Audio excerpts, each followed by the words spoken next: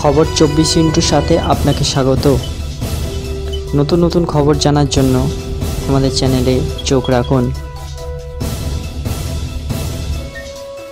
নমস্কার, খবর 24 সাথে আপনাদের স্বাগত। দর্শক, বোলেরো পিকআপ ভ্যানের সঙ্গে মুখোমুখি সংঘর্ষ এড়াতে গিয়ে উল্টে গেল পর্যটক বোঝাই বাস।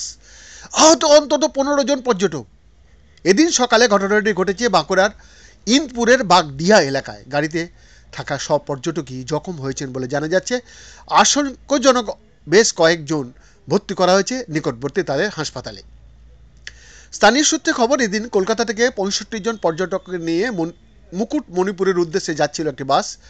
বাঁকুড়া খাতড়া রাজ্য সড়ক ধরে যাবার পথে ইন্দপুরের বাগডিহার কাছে একটা পিকআপ ভ্যানের সঙ্গে সংঘর্ষ হওয়ার পরিস্থিতি তৈরি হয়। পাশ কাটাতে গিয়ে উল্টে যায় বাসটি। ব্যাপক চাঞ্চল্য ছড়ায় এলাকায়। উদ্ধার কাজে হাত লাগান স্থানীয় বাসিন্দারা। যারা আহত হয়েছেন তারা প্রত্যেকেই কলকাতার রুবি এলাকার বাসিন্দা বলে জানা যাচ্ছে। অনেকেই আবার শহরের রিক্সা চালক ইউনিয়নের সদস্য বলেও জানা যাচ্ছে।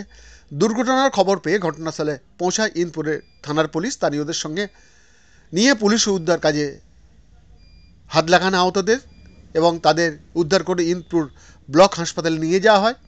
এদের মধ্যে গুরুতর আহত 3 জনকে বাঁকুড়া সম্মিলনী মেডিকেল কলেজ ও হাসপাতালে স্থানান্তরিত করা হয়েছে। বৈদ্যনাথ দাসের রিপোর্ট, খবর 24/7।